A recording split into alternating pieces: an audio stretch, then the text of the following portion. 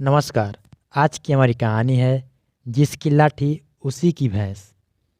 तो कहानी कुछ यूँ है कि एक ब्राह्मण को कहीं से जजमानी में एक भैंस मिली। उसे लेकर वह घर की ओर रवाना हुआ। सुनसान रास्ते में वह पैदल ही चला जा रहा था। बीच रास्ते में उसे एक चोर मिला। उसके हाथ में मोटा डंडा था और शरीर से भी वह अच्छा तगड़ा था। उसने ब्राह्मण को देखते ही कहा, क्यों ब्राह्मण देवता, खूब दक्षिणा मिली लगती है, पर यह भैंस तो मेरे साथ जाएगी। ब्राह्मण ने झट से कहा, क्यों भाई? चोर बोला, क्यों किया? जो कह दिया सो करो। भैंस छोड़कर चुपचाप यहाँ से चलते बनो, वरना लाठी देखी है, तुम्हारी खोपड़ी के टुकड़े टुकड़े कर दूंगा। अब तो ब्राह्मण का गला सूख गया। हालांकि शारीरिक बल से वह चोर से भी कम नहीं था, पर खाली हाथ वह करे भी तो क्या करे।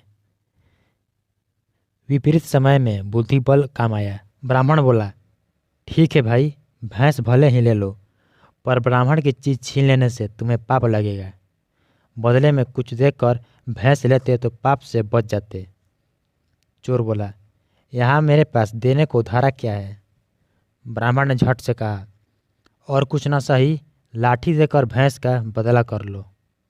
चोर ने खुश होकर लाठी ब्राह्मण को पकड़ा दी और भैंस पर दोनों हाथ रखकर खड़ा हो गया।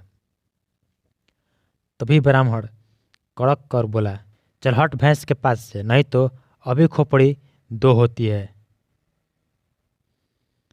चोर ने पूछा, क्यों? ब्राह्मण बोला, क्यों क्या? जिसकी लाठी उसकी भैंस।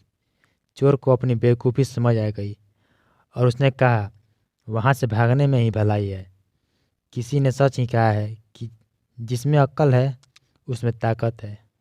तो अब समझे कि यह कहावत यहीं से शुरू हुई, जिसकी लाठी उसकी भैंस।